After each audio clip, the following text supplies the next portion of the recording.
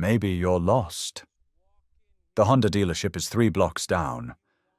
The words cut through the pristine silence of Sterling Motors like a blade.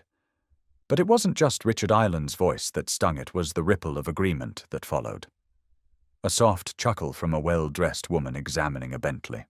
A knowing nod from an elderly man in an expensive suit. Even the blonde sales associate behind the reception desk allowed herself a small, superior smile. 60 seconds. That's all it took for an entire room to decide she didn't belong.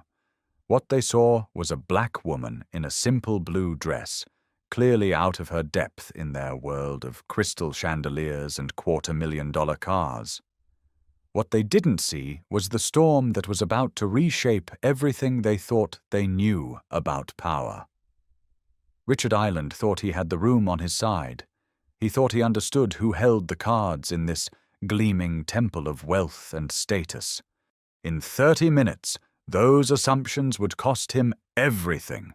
Stay with me for this story, because what happens next will show you exactly why you should never judge someone by their appearance, and why the quiet ones are often the most powerful. The showroom's interior was a temple to excess. Crystal chandeliers cast warm light over Italian marble floors, while the scent of leather and luxury hung in the air like expensive cologne. Danielle moved through the space with quiet confidence, her heels clicking softly against the polished stone as she approached a gleaming Bentley Continental GT positioned like a work of art in the center of the floor. Richard Island noticed her immediately. 52 years old, with silver hair and a perfectly tailored Armani suit, he embodied the kind of old-money confidence that came from a lifetime of knowing exactly where he stood in the world's hierarchy. His eyes tracked Danielle from the moment she entered, conducting the kind of visual assessment that revealed more about the assessor than the assessed. "Margaret," he murmured to the blonde sales associate beside him, his voice carrying just enough volume to be heard. Did someone leave the back entrance unlocked again? Margaret Thompson, 38 and eager to please her supervisor, followed his gaze. "I'm not sure what you mean, Mr. Island." "Never mind." Richard straightened his tie, watching as Danielle moved closer to the Bentley. "I'll handle this." But instead of approaching Danielle, Richard turned his attention to a well-dressed white couple who had entered moments after her. James and Patricia Whitmore, both in their 60s, carried themselves with the casual entitlement of generational wealth. Richard glided towards them with practiced charm, his smile warm and welcoming. "Mr. and Mrs. Whitmore, how wonderful to see you again. I trust you're here to look at the new Phantom series?" Danielle watched the interaction from across the showroom floor, her expression neutral but her mind cataloguing every detail. She had seen this dance before, the instant prioritization, the deliberate oversight. She continued her examination of the Continental GT, running her fingers along its pristine hood, while Richard lavished attention on the Whitmores. 20 minutes passed. Danielle explored the showroom with patience that bordered on meditation, studying each vehicle with genuine interest. The new Ghost, with its revolutionary suspension system. The Cullinan, designed for those who wanted luxury without compromise. Each car represented months of engineering, millions in development costs, and markup percentages that would make most people's eyes water. Finally, Richard could no longer ignore the woman who had been browsing his inventory for nearly half an hour. He approached with the kind of smile that never reached the eyes, his hands clasped behind his back in a posture that suggested both authority and barely concealed irritation. "Excuse me, miss," he said, his tone carrying the false politeness of customer service mixed with condescension. "Are you perhaps looking for someone? Maybe you're here to pick up a delivery, or—" "I'm looking at cars," Danielle replied simply, her voice calm and clear. specifically this Continental GT. Could you tell me about its features? Richard's pause was nearly imperceptible, but Danielle caught it. The moment of recalibration as he processed her request, his assumptions colliding with her reality. The Continental GT. Richard repeated, his tone suggesting that the very idea was somehow inappropriate. I see. Well, that's a very ambitious choice. He moved to stand between Danielle and the car, his body language shifting from polite dismissal to active gatekeeping. Before we discuss specific vehicles, I should probably explain our process here at Sterling Motors. We cater to a very particular clientele, and our cars represent significant investments. The Continental GT, for instance, starts at $240,000. I understand, Danielle said, nodding pleasantly. What's the wait time for delivery? Richard's eyebrows rose slightly. Miss, I'm afraid you might not fully grasp what we're discussing here. This isn't like buying a regular car. Our clients typically have established relationships with us, references, credit histories that have been thoroughly vetted. Of course. Danielle's smile remained warm, though something flickered in her eyes. I'd be happy to provide whatever documentation you need. Documentation. Richard's laugh was soft but cutting. Miss, with all due respect, I've been in this business for 25 years. I can usually tell when someone is, shall we say, shopping outside their comfort zone. Maybe there's a Honda dealership down the street that might be more suitable for your needs? The insult hung in the air like smoke. Danielle absorbed it without flinching, her composure intact while her mind noted every word, every inflection. Around them, other customers and staff began to take notice of the interaction, sensing the tension that was building beneath the surface of polite conversation. A few customers exchanged knowing glances and whispered among themselves. Margaret Thompson let out a small, nervous laugh, clearly uncomfortable but unwilling to challenge her supervisor. Even the security guard, David Johnson, shifted uncomfortably near the entrance, recognizing the ugly undertones but saying nothing. I appreciate your concern, Danielle said, her voice steady. But I'm quite comfortable here. Could I perhaps speak with a manager or someone else who might be able to assist me? Richard's chest puffed slightly. I am the manager. I'm the director of this showroom, actually, and I'm trying to save us both some time and embarrassment. We have certain standards here, policies that protect both our clients and our reputation. Standards, Danielle repeated, the word taking on new weight as she spoke it. Could you explain these standards to me? Well, Richard glanced around, noticing that their conversation was drawing attention. He lowered his voice, but his words carried clearly. We require proof of income, credit verification, references from existing luxury car owners. It's a process designed to ensure that our vehicles go to people who can properly appreciate and maintain them. A well-dressed white woman near the Bentley display nodded approvingly at Richard's words. Absolutely necessary, she murmured to her companion. You have to protect the brand integrity. Margaret chimed in, emboldened by the support. It's just good business practice, really. We've had issues before with people who weren't serious buyers. Danielle nodded thoughtfully. And you've determined that I wouldn't be able to appreciate or maintain a luxury vehicle based on... The question hung between them, exposing the ugly truth that both of them understood, but only one of them was willing to acknowledge. Richard's jaw tightened as he realized the corner he had painted himself into. Based on experience, he said finally. Pattern recognition, professional judgment. I see. Danielle pulled out her phone, her fingers moving across the screen with practiced efficiency. Would it help if I had someone call to vouch for my credentials? Richard watched her with growing irritation. This wasn't how these situations usually played out. Usually people got the message and left. Usually they didn't push back with this kind of calm persistence. Miss, I really think... Danielle, she said, looking up from her phone. My name is Danielle Carter. The name meant nothing to Richard, and his face showed it. If anything, her introduction seemed to embolden him, confirming his belief that she was exactly what she appeared to be, someone who didn't belong in his world. Miss Carter, he said, emphasizing her last name with subtle mockery. I'm going to be direct with you because I believe in honesty.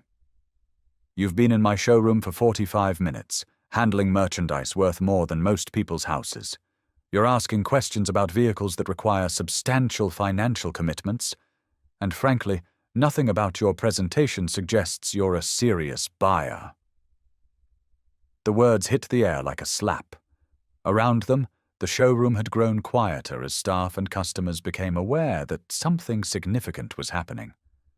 Margaret Thompson watched from behind the reception desk, her expression shifting between embarrassment and fascination. The Whitmores paused their own conversation, their attention drawn to the drama unfolding nearby. My presentation, Danielle repeated, her voice remaining level despite the public nature of the humiliation. Could you elaborate on that? Richard's confidence was building now, fed by what he perceived as an audience. Look, I'm not trying to be cruel, but this is a business.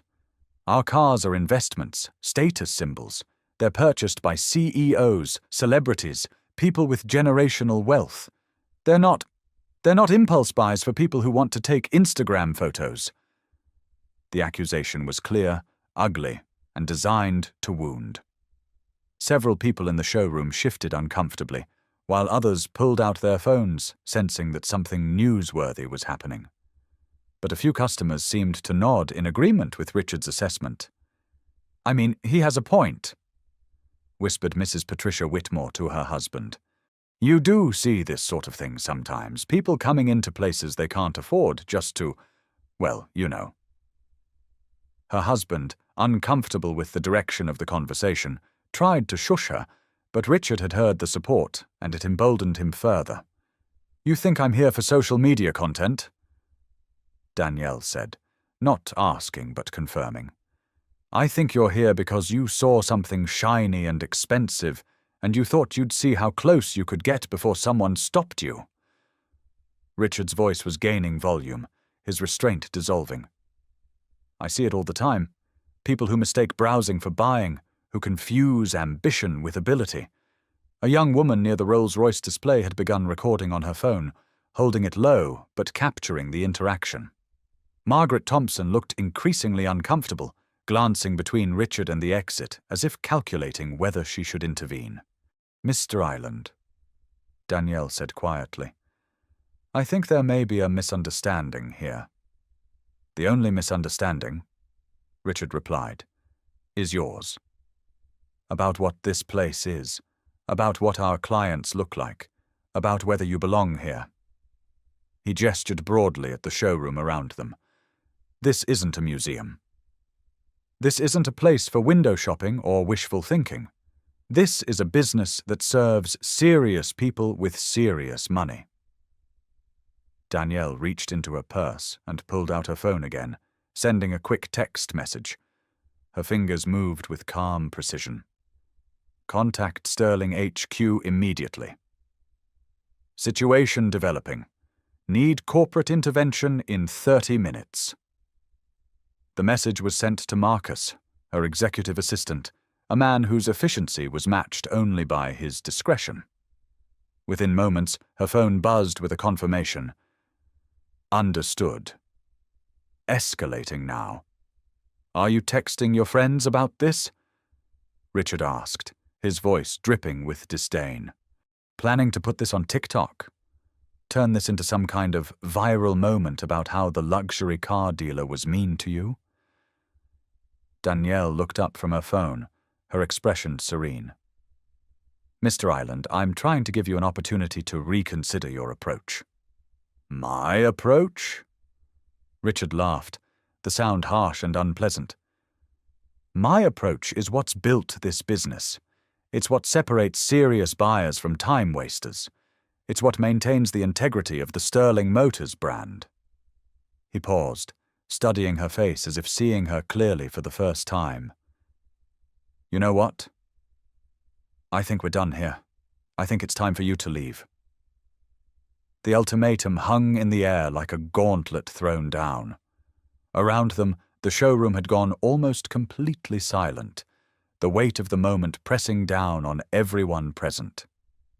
This was the kind of scene that could define careers, destroy reputations, or spark movements. Danielle checked her watch. A simple piece, nothing flashy or expensive looking.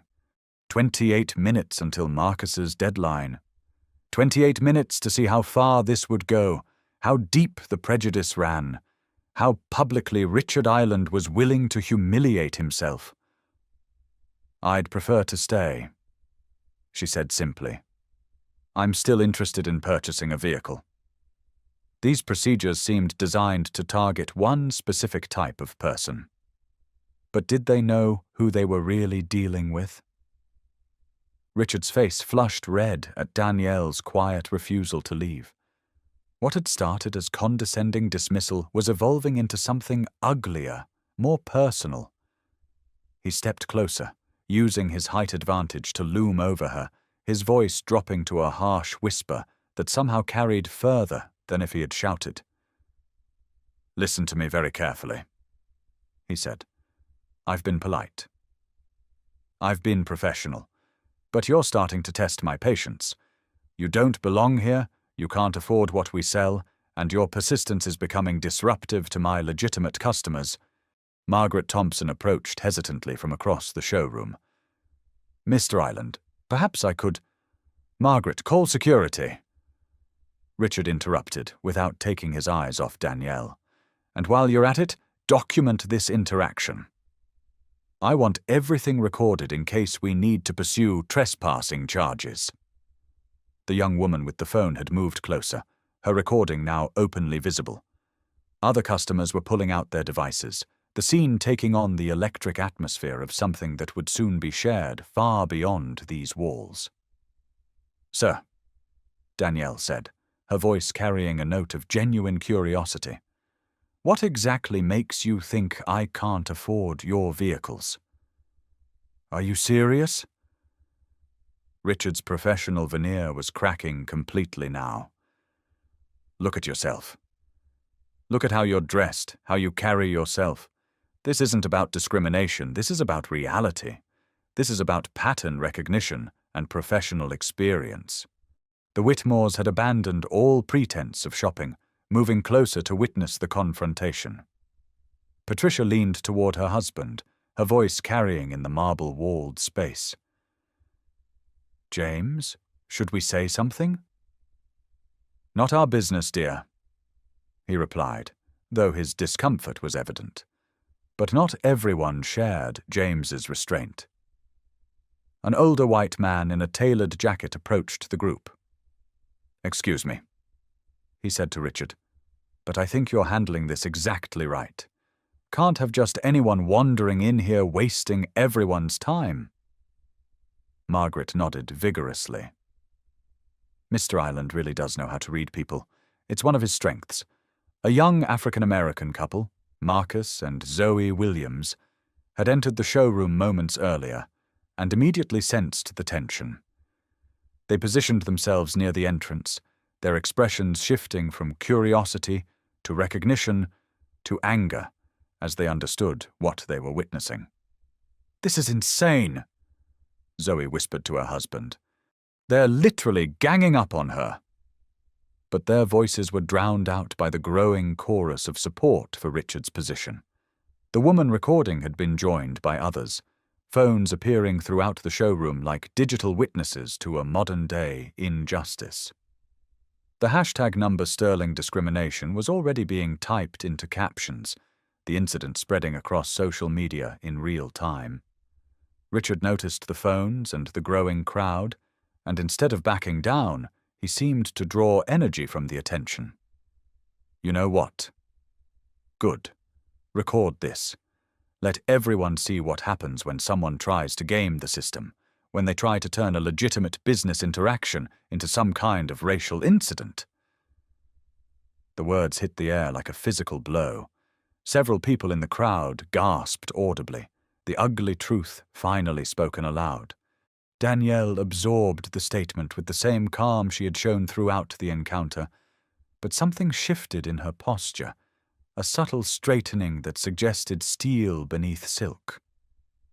"A racial incident," she repeated, her voice carrying clearly across the showroom. "Is that what you think this is?" "I think this is someone looking for a problem where none exists." Richard shot back. "Someone trying to create a situation they can exploit." The security guard, a middle-aged black man named David Johnson, had arrived but seemed reluctant to act. He stood at the edge of the crowd, his eyes moving between Richard and Danielle, clearly understanding the optics of the situation. "David," Richard called out, "escort this woman from the premises. She's been asked to leave and has refused." David approached slowly, his expression pained. "Ma'am," he said quietly to Danielle, "I'm sorry, but I need to ask you to leave. I understand you're doing your job." Danielle replied, her voice gentle. "But I haven't broken any laws, haven't damaged any property, haven't threatened anyone. I'm a potential customer who has been treated with unprecedented hostility based on assumptions about my appearance and background." The crowd was growing larger, drawing people from the street outside. Someone had apparently live-streamed the incident because phones were buzzing with notifications and incoming calls. The situation was spiraling beyond Richard's control, but his anger seemed to feed on the chaos. "Assumptions?" he bellowed. "You want to talk about assumptions? I assume that serious car buyers dress appropriately, speak professionally, and don't turn a simple sales interaction into a circus.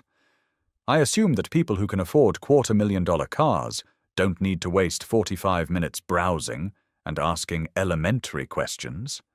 Danielle remained centered in the storm, her phone buzzing with messages from Marcus. The timeline was accelerating.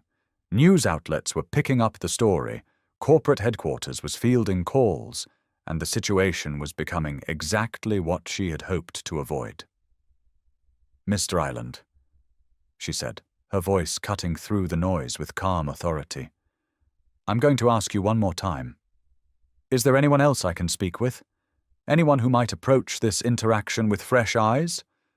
Fresh eyes. Richard was practically shouting now. "I am Sterling Motors Manhattan. I've built this location from nothing. I decide who gets to buy our cars, and I decide who gets asked to leave. And you, Miss Carter, are being asked to leave. Security!" David Johnson looked miserable, caught between his job and his conscience. The crowd pressed closer, phones recording every word, every gesture. The situation had reached a tipping point, where any action would have consequences far beyond this single afternoon. Danielle looked at her watch. 2 minutes until Marcus's deadline. 2 minutes until the corporate intervention she had requested would begin. 2 minutes until Richard Island's world would change forever.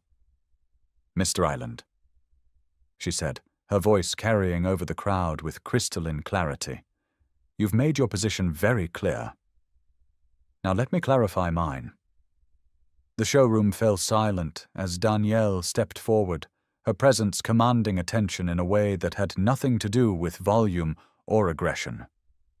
The crowd pressed closer, sensing that the moment they had been witnessing was about to reach its climax.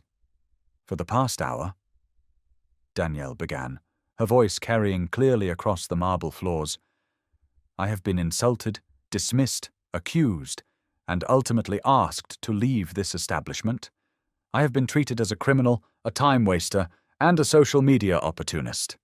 All of this has happened not because of anything I've said or done, but because of assumptions based on my appearance." Richard opened his mouth to interrupt, but something in Danielle's demeanor stopped him. There was a shift in the air, a change in energy that made everyone present suddenly aware that they were witnessing something significant. "You've made it clear, Mr. Island, that you believe I don't belong here, that I can't afford your vehicles, that I'm wasting your time and disrupting your business." Danielle's smile was gentle, almost sympathetic. "I want you to know that I understand your perspective. I understand the assumptions you've made, and I want you to remember this moment." Just as the tension reached its peak, Richard's phone rang. The sound cut through the silence like an alarm, sharp and demanding. He glanced at the screen, and his face went pale. Sterling Motors Corporate flashed across the display. "Answer it," Danielle said quietly. "Please, put it on speaker." Richard's hands were trembling slightly as he accepted the call and activated the speaker function. The voice that emerged was crisp, professional, and tinged with barely controlled anger. "Richard Island, this is Jonathan Sterling, CEO of Sterling Motors International. I have just received a very disturbing report about an incident at your location involving Miss Danielle Carter. Please confirm that Miss Carter is present and unharmed." The showroom erupted in whispers and gasps. Margaret Thompson's hand flew to her mouth. David Johnson closed his eyes as if in pain. The Whitmores exchanged shocked glances, finally understanding the magnitude of what they had witnessed. Richard stared at the phone as if it were a venomous snake. "Sir, there's been a misunderstanding. This woman, Ms. Carter," Jonathan Sterling's voice cut through Richard's stammering, "is the CEO and founder of Carter Global Logistics. She is Sterling Motors' largest single client, with active contracts totaling over $6 billion. She personally oversees the purchase and maintenance of our corporate fleets across North America." Danielle stepped forward and took the phone from Richard's nerveless fingers. "Hello, Jonathan. Yes, I'm here and I'm fine, though I think we need to have a serious conversation about the culture at your Manhattan location." "Ms. Carter, I cannot express how mortified I am. This is completely unacceptable, and I assure you that immediate action will be taken. Mr. Island's behavior does not represent the values of our company." Danielle looked around the showroom, taking in the faces of everyone present. The phones that had been recording the confrontation were now capturing something entirely different, the moment when power revealed itself, when assumptions crumbled, when justice began to unfold. "Jonathan," she said into the phone, "I think Mr. Island and his team would benefit from understanding exactly what this contract represents." "Absolutely." "Mr. Island, are you listening? Carter Global Logistics has been our partner for 8 years. They maintain a fleet of over 2,000 luxury vehicles across their executive divisions. Ms. Carter's company accounts for approximately 40% of our North American sales volume." Richard looked as if he might faint. His face had gone from red to white to grey, and he was swaying slightly on his feet. Margaret Thompson was backing away slowly, as if trying to distance herself from the disaster unfolding before her. Danielle reached into her purse and withdrew a business card case, extracting a single card with practiced elegance. She handed it to Richard, who took it with shaking hands. "Carter Global Logistics," she said simply. "Danielle Carter, Chief Executive Officer, founded in 2010 with a $50,000 loan from my grandmother. Current annual revenue, $2.8 billion. Corporate headquarters, Atlanta. Satellite offices in 43 cities across North America." The business card was elegant but understated black text on cream stock. No flashy logos or unnecessary embellishments. But to Richard, It might as well have been a death warrant. The crowd in the showroom was completely silent now, absorbing the magnitude of the reversal they had just witnessed. The young woman who had been recording was still filming, her eyes wide with amazement. Marcus and Zoe Williams were exchanging glances of satisfaction and vindication. "Ms. Carter," Jonathan Sterling's voice continued from the speaker, "I want to personally apologize for this treatment. This is not who we are as a company, and it's not what our partnership represents." Danielle looked around the showroom one more time, her gaze lingering on each face before returning to Richard. When she spoke, her voice was calm, but carried the weight of absolute authority. "Richard," she said, "I came here today to purchase 12 vehicles for our new East Coast division. Continental GTS, primarily, with a few Cullinans for our executive team. The total value of that purchase would have been approximately $3.2 million. She paused, letting the number sink in. "But more importantly, I came here to evaluate Sterling Motors as a potential partner for our expanded corporate fleet program.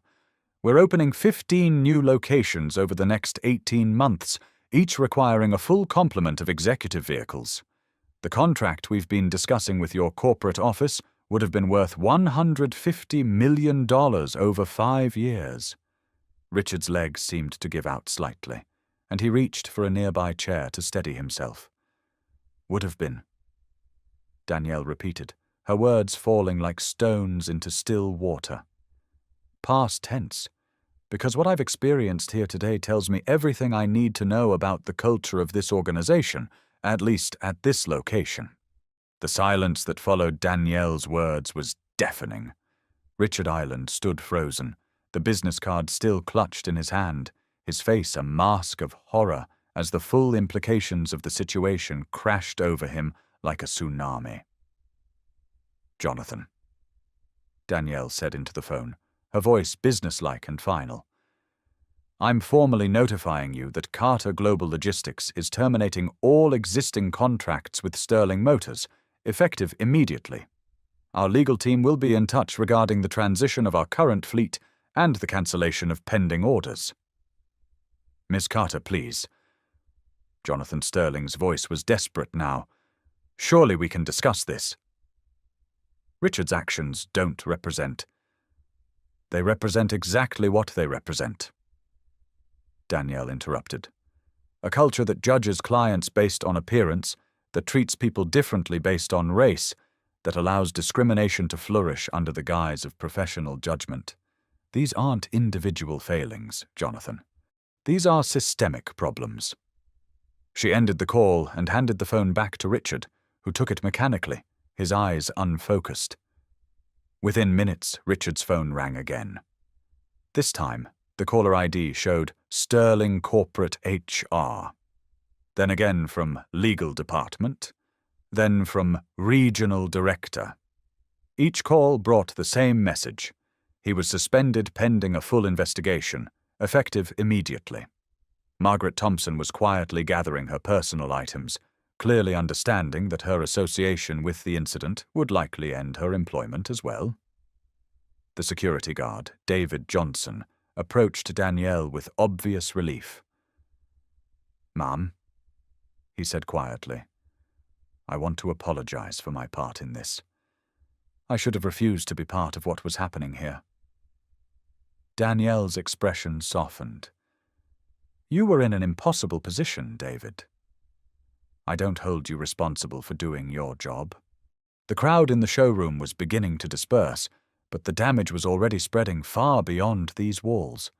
The livestream had been viewed by thousands, the hashtag #sign Sterling discrimination was trending, and news outlets were already picking up the story. Richard remained standing in the center of the showroom, holding Danielle's business card like a man holding evidence of his own execution. Around him, the gleaming cars that had represented his success, his authority, his dominion over this carefully curated world, now seemed like monuments to his failure. "The Continental GT you were interested in," he said suddenly, his voice barely above a whisper. "It's a beautiful car. Top of the line everything. It would have been perfect for your fleet." Danielle studied him for a moment, seeing not the arrogant man who had humiliated her an hour earlier, but a broken person whose prejudices had finally exacted their full cost. "Yes," she agreed, "it would have been." By evening, Sterling Motors had issued a public apology and announced a complete review of their sales practices. Richard Island's termination was confirmed by corporate headquarters. The incident had cost the company not just Danielle's business, but several other major corporate clients who quietly cancelled their contracts in the wake of the publicity. The total financial impact: $312 million in lost revenue over 5 years. All because one man couldn't see past the color of a woman's skin to recognize her worth. 3 days later, Danielle sat in her corner office on the 42nd floor of the Carter Global Building in Atlanta, watching the sunrise paint the city in shades of gold and amber. The past 72 hours had been a whirlwind of media interviews, corporate calls, and legal consultations. But now, in the quiet of the early morning, she had time to process what had happened. The incident at Sterling Motors had become more than just a business confrontation. It had sparked a national conversation about discrimination in luxury retail, about the assumptions people make based on appearance, about the power of dignity in the face of injustice. Her assistant, Marcus, knocked softly on the door. "Miss Carter, the reporter from CNN is here for your interview."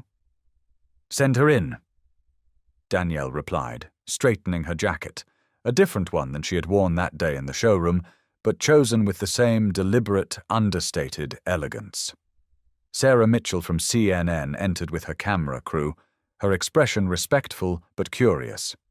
They had requested this interview specifically because Danielle had handled the situation with such remarkable grace, never raising her voice, never losing her composure, never responding to hate with hate.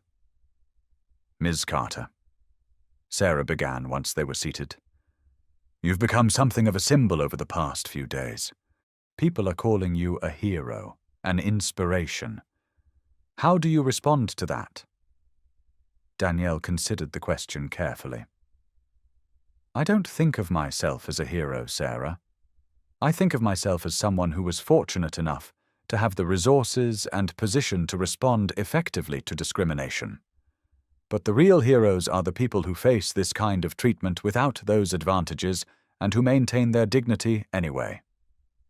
You could have revealed your identity immediately, ended the confrontation before it escalated." "Why didn't you?" "Because I wanted to see how far it would go." Danielle said simply, "I wanted to understand the depth of the assumptions being made, the extent of the prejudice I was facing. If I had identified myself immediately, the behavior would have changed, but the attitudes would have remained hidden. Sometimes you have to let people show you who they really are. What do you hope comes from this experience?" Danielle looked out the window at the city below, thinking about all the other Danielles out there who might walk into showrooms or restaurants or offices and face the same assumptions, the same discrimination, but without the power to fight back. "I hope it reminds people that dignity isn't defined by your bank account, that respect shouldn't be contingent on your perceived status, and that how we treat each other in moments when we think no one is watching reveals who we truly are." She turned back to the camera. "And I hope it reminds business leaders that discrimination isn't just morally wrong, it's bad business. Richard Island didn't just lose his job. He cost his company hundreds of millions of dollars because he couldn't see past his own prejudices." Any message for young people, particularly young people of color who might face similar situations? "Know your worth," Danielle said without hesitation. "Not the worth that others assign to you based on your appearance or their assumptions, but your real worth. Carry yourself with dignity, respond to hatred with grace, and never let anyone convince you that you don't belong somewhere you have every right to be. And remember, the most powerful response to discrimination is success. As the interview concluded and the camera crew packed their equipment, Danielle reflected on the avalanche of responses the incident had generated. Emails from young entrepreneurs thanking her for her example, messages from other business leaders committing to review their own practices, stories from people who had faced similar discrimination but found strength in her response. But perhaps most meaningful was a handwritten letter from a 12-year-old girl named Jasmine in Detroit. "Ms. Carter, my mum showed me the video of what happened to you. She said you handled it like a queen. I want to be like you when I grow up. I want to be so successful that nobody can make me feel small." That letter now sat framed on Danielle's desk, a reminder of why the difficult moments mattered, why maintaining dignity in the face of injustice was about more than personal pride. It was about setting an example for the next generation. The phone on her desk buzzed with a message from Marcus. Sterling Motors stock down 12% since the incident. 3 more corporate clients have cancelled contracts. Richard Island unable to find employment in luxury automotive. Meanwhile, our Q3 numbers are up 23%, and we've received partnership inquiries from 6 major brands who want to be associated with companies that stand for something. Danielle smiled at the irony. Richard's attempt to diminish her had ultimately elevated her company, her cause, and her platform. His prejudice had become her power, his discrimination her opportunity to create change. She opened her laptop and began typing a message for her company's social media accounts. True power isn't about the car you drive, the clothes you wear, or the assumptions others make about you. True power is about how you respond when faced with injustice, how you maintain your dignity when others try to strip it away, and how you use your success to lift others up. To everyone who has ever been underestimated, overlooked, or dismissed because of how you look, your worth isn't determined by their assumptions. Your value isn't defined by their prejudices. Your potential isn't limited by their narrow vision. Every time we respond to discrimination with grace, every time we answer hatred with success, every time we prove the doubters wrong, we don't just change our own lives, we change the world for everyone who comes after us. The showroom incident wasn't about luxury cars. It was about human dignity. It wasn't about one ignorant man. It was about the systems that allow discrimination to flourish. And it wasn't about revenge, it was about justice. Use your voice, use your success, use your platform, however small, to create the change you want to see. Because the most powerful response to being underestimated is to become unstoppable. She posted the message and leaned back in her chair, watching as likes and shares began accumulating immediately. Outside her window, Atlanta was waking up to another day of possibility, another chance for progress, another opportunity for someone who had been counted out to prove the world wrong. Danielle Carter had walked into a showroom to buy a car and walked out as a symbol of something much more important. She had transformed a moment of humiliation into a movement of empowerment, turned discrimination into determination, and proven that sometimes the most powerful word you can say to prejudice is simply this: "Watch me." The real luxury, she realized, wasn't in the car she didn't buy. It was in the change she had sparked, the conversations she had started, and the young girl in Detroit who now believed that queens aren't born, they're made. One dignified response to injustice at a time.